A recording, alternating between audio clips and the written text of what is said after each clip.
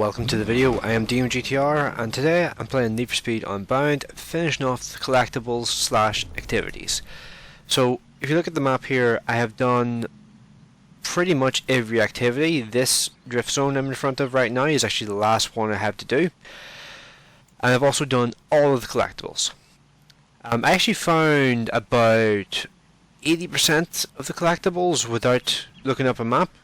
But the last like 10-15%, there was no chance I would have found those without spending hours driving around the map just looking. But I will say one thing, some of these activities are actually quite difficult to actually do, particularly this one up here.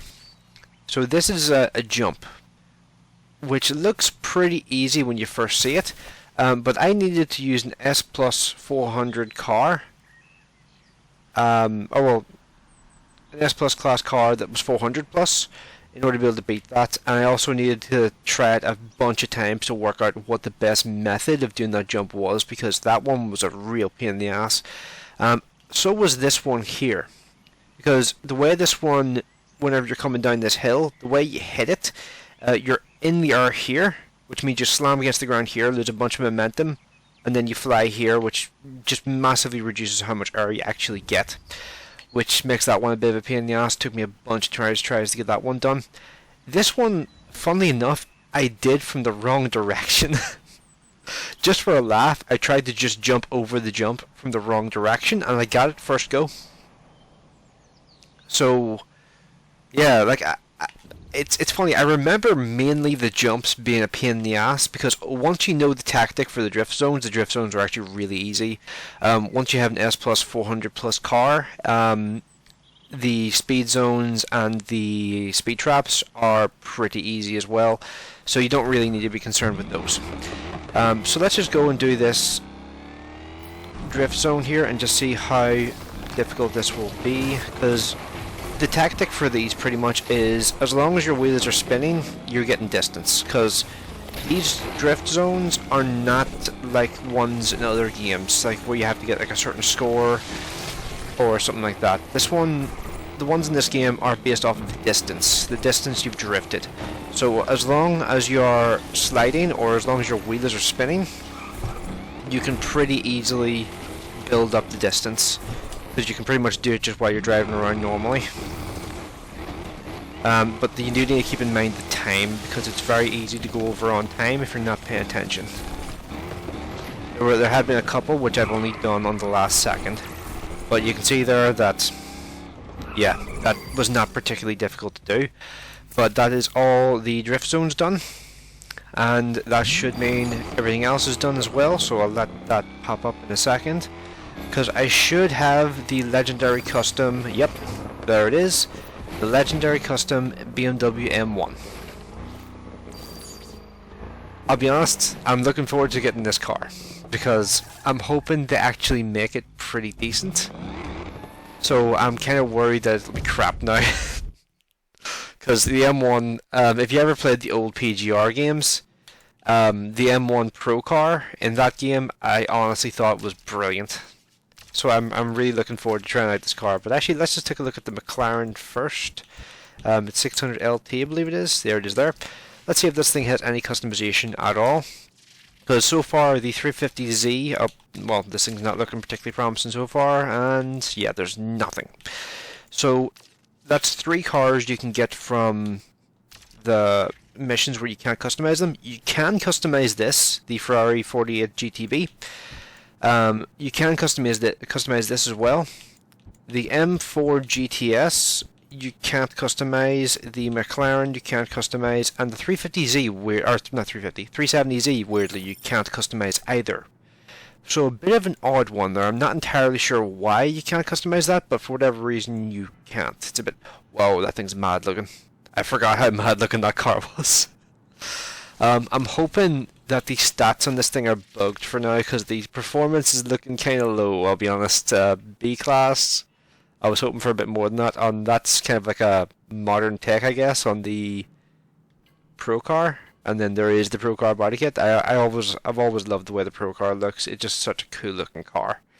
The first time I ever saw it, I thought it was I genuinely thought this thing was a Lamborghini or something, or maybe an Esprit, but I had no idea BMW even made a mid-engine car at that point. But I'm not going to put another body kit onto it because you know it's a special car. Like, you don't want to put a body kit on a car that's special in some shape or form.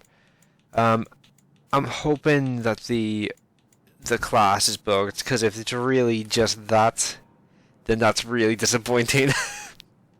Because it'll mean the car, like, I'll be honest, the SF Rocky car, whenever I got it in single player, the first time I ever drove it, oh, wow, look at this thing.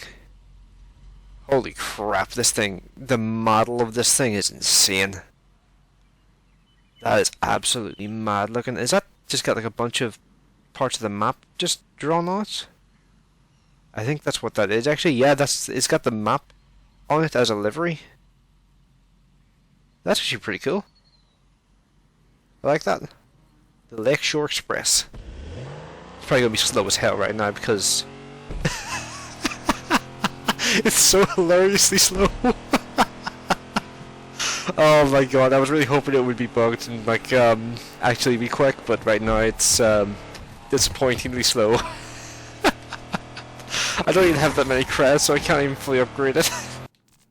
So what I might do is I might fully upgrade this thing in the single player. Let's see, if I was to leave game and go back to the single player, it should be available in the single player. I might be able to sell a car or two in the single player and upgrade it to see what sort of spec I can get to. But I completed all the challenges and stuff like that, like all the collectables and all the other stuff. I complete all that stuff in the multiplayer, just because I wanted to make sure I got the credits on my multiplayer account. I didn't want it to be tied to my single player account, because if you can make extra credits in multiplayer, you generally want to, because you do get pretty decent credits from like completing all the different things that are going on. And me doing all those things in yeah, I have a lot of money spent in this thing, holy crap. Let's sell that, because that has 500,000 credits nearly worth of upgrades on it. So if I sell that, that will make it a bit easier to upgrade this thing a bit. I'm thinking 850 horsepower, hopefully. That's 650 for the sport, up to 700, 760, so maybe it'd be like 820. 820 for the centrifugal supercharger, and twin turbos, or no, big turbocharger, sitting up at 820 horsepower. Yeah, none of these are getting it up to the top of S Plus class, and even fully maxed out. I think even if I max out the handling, yeah, 392 S Plus. So the stock engine, at least, cannot make it to the top of S Plus class. I was really looking forward to using the standard engine in this thing though. Very cool looking car. But so far that performance does explain why I haven't seen any of these in the online yet. To be fair though, its handling is pretty fucking good. Like, it's very controllable, no sudden twitches.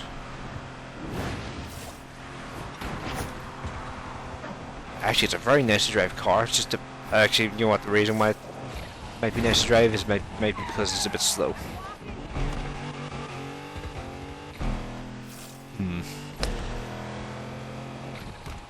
Yeah, I'll have to do a wee bit of research on this thing and just see what the best engine actually ends up being. Whoops.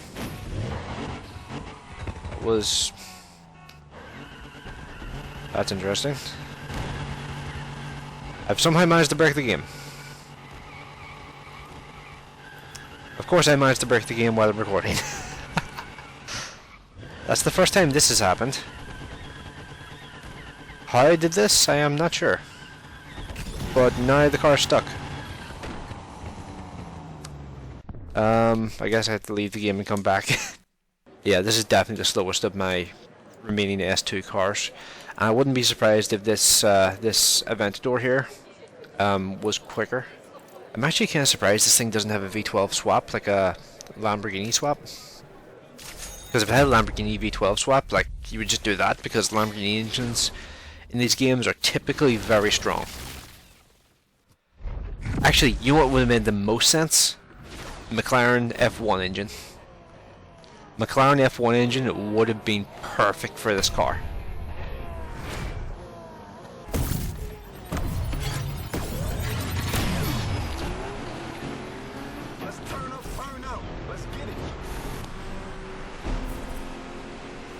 I mean, the car is definitely not slow. It's just not as quick as it should be, considering how much work it takes to actually get it.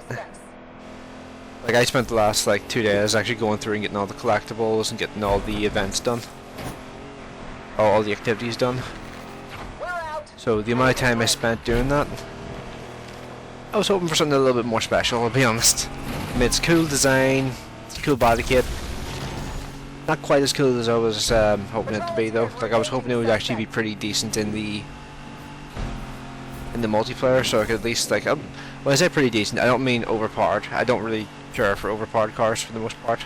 The VW Golf is one I give an exception to, because that one's such a weird car, and it spins its wheels so much that I kind of like it, because it's absurdly fast in like one gear, because it spins its wheels throughout every other gear. So when you get to 6th, you're fast as hell. But when you're not in 6th gear, you're slow. So it's one of those things where, yeah, that car is an interesting case. Oh yeah, I forgot to turn off drift handling. I was about to say, why did it kick the backside out? That's because I sort of tried to fill up the throttle, and I keep forgetting that I have tap to drift and brake to drift on, which means both of those inputs make the car want to slide. I usually turn those off in grip cars. Non-grip cars I leave them on, but cars that are built fully for grip, I always turn those off, just because they make the car feel a little bit awkward. And the car gets very easily unsettled, and because you're not used to drifting a car like this, it's very easy to end up getting just in a massive crash because of it. Car feels decent enough though. It just needs an engine that's appropriate for it. And I'll have to mess about with that and see which one I want to use, but for now, I'll leave this video here. Right now, car's probably not worth all the time it takes to unlock it, but I'm going to go through and get some money in the single player, see how many engines I can get. I'll probably buy the Seat Corvette engine next, because I have a feeling that'll probably be the best option, just because it's, like, from what I've experienced so far in the game, naturally aspirated engines seem to be the way to go, because once you aspiration swap them, they become significantly more powerful than an engine that comes turbocharged.